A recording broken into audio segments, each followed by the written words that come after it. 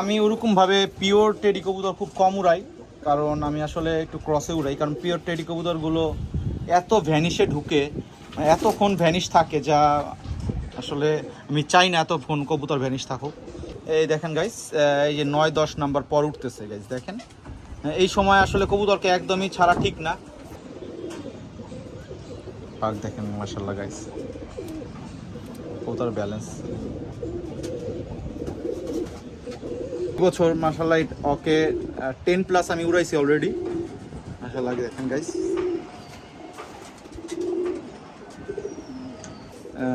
35 কবুতর দেখেন guys, 35 golden দিয়ে করা।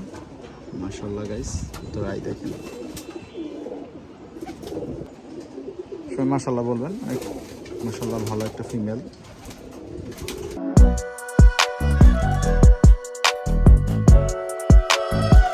আসসালামু আলাইকুম গাইস, সবাই কেমন আছেন? আশা করি সবাই অনেক বেশি ভালো আছেন। আজকে অনেক দিন পর ফ্লাইং এ চলে আসলাম।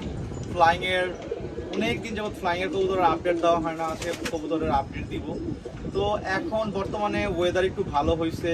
রিসেন্ট প্রায় 2 মাস যাবত এত বৃষ্টি ওয়েদার ছিল বাংলাদেশে, যা বলার ভাষা নেই। কবুতর ছাড়লে মেঘে নিয়ে যেত, হ্যাঁ এরকম ভাবে কবুতর বাজি আসলে হয় না এরকম আবহাওয়াতে। তো অনেক ডিপ্রেস ছিলাম। তো মাশাআল্লাহ এখন আল্লাহ চাইছে বিদায় ওয়েদার একটু ভালো হয়েছে। সবাই জায়গা থেকে ইনশাল্লাহ প্রিপারেশন নেবেন সামনে টুর্নামেন্ট। তো আজকে ফ্লাইংয়ে কিছু আপডেট দিব। তো গাইজ ফ্লাইংয়ে বেশ কিছু কবুতর এখানে আমি গাইজ দেখেন, মাশাআল্লাহ সবাই মাশাআল্লাহ বলবেন।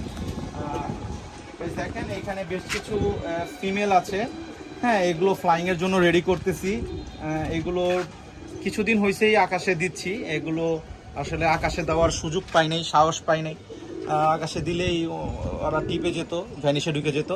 তাই আর কি ওদের এখন ইনশাল্লাহ ওয়েদার ভালো পাইছে, ওদেরকে ছাড়া শুরু করে দিছি। এগুলো ফিমেল গাইস, হ্যাঁ। তো এই ফিমেলগুলি গাইস আপনারা দেখেন, মাশাল্লাহ মাশাল্লাহ গাইস, কবুতরগুলো লক্ষ্য করেন।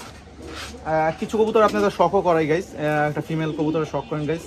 আমার বাসায় কামাগার ফিমেল কবুতর গাইস, ব্যালেন্স মাশাল্লাহ কবুতর, মাশাল্লাহ এক মুঠির মধ্যে ইনশাল্লাহ। হ্যাঁ দেখেন গাইস, ফেদার দেখেন কবুতরের গাইস, মাশাল্লাহ কবুতরের গাইস আইটা দেখেন মাশাল্লাহ।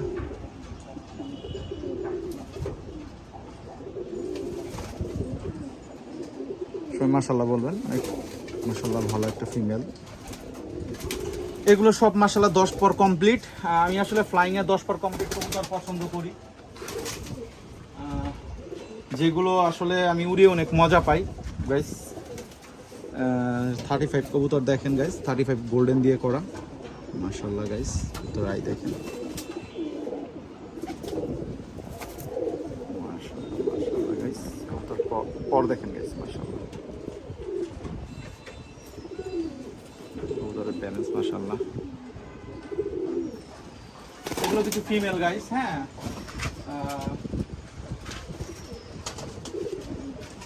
মাশাল্লাহ গাইস। এই বছর মাশাল্লাহ ওকে 10+ আমি উড়াইছি অলরেডি। মাশাল্লাহ দেখেন গাইস, এগুলো ফিমেল গাইস, হ্যাঁ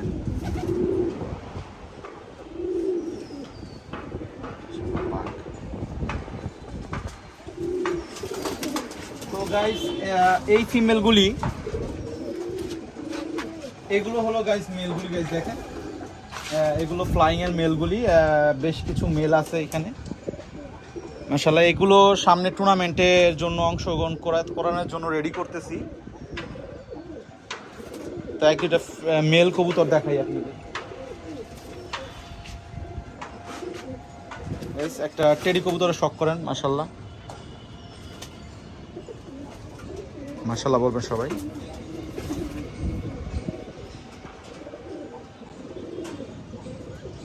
পাক দেখেন মাশাআল্লাহ গাইস, কবুতর ব্যালেন্স।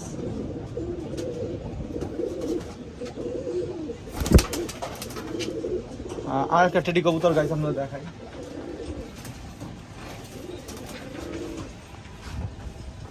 আসলে আমি ওরকম ভাবে পিওর টেডি কবুতর খুব কম উড়াই, কারণ আমি আসলে একটু ক্রসে উড়াই। কারণ পিওর টেডি কবুতরগুলো এত ভ্যানিশে ঢুকে, এতক্ষণ ভ্যানিশ থাকে, যা আসলে আমি চাই না এত ফোন কবুতর ভ্যানিশ থাকুক। এই যে গাইস কবুতরটা রাই দেখেন মাশাআল্লাহ।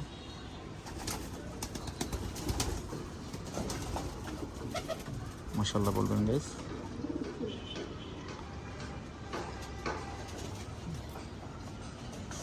কবুতরটার পাক দেখেন, কবুতরটা ব্যালেন্স গাইস।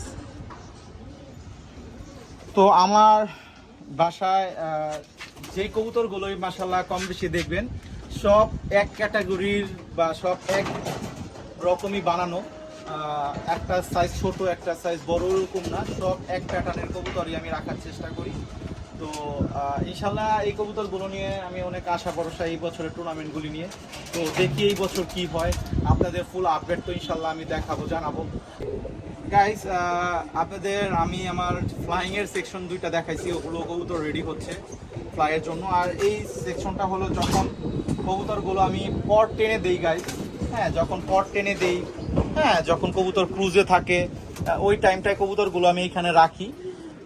এই কবুতরগুলো এখন ফ্লাইয়ের জন্য না, কারণ গাইস দেখেন এই কবুতরগুলো, এই দেখেন গাইস এই যে 9-10 নাম্বার পর উঠতেছে গাইস দেখেন।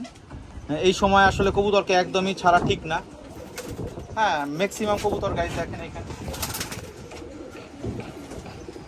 ম্যাক্সিমাম কবুতর গাইস দেখাই যে দেখেন গাইস পরগুলো উঠতেছে, এগুলো সব পর টেনে দিছি।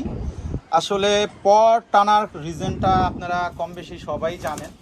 তো যখন কবুতরের একসাথে আপনি অনেকগুলি কবুতর একসাথে রেডি করতে চাচ্ছেন, যখন দেখছেন কিছু কবুতরের 7 পরে আছে, যখন দেখতেছেন কিছু কবুতর 10 পরে বা 9 পরে আছে, তখন আপনি একসাথে সবগুলো পর যখন কবুতর টেনে দিবেন তখন সবগুলো পর একসাথে উঠবে, সবগুলো কবুতর একসাথে রেডি হবে।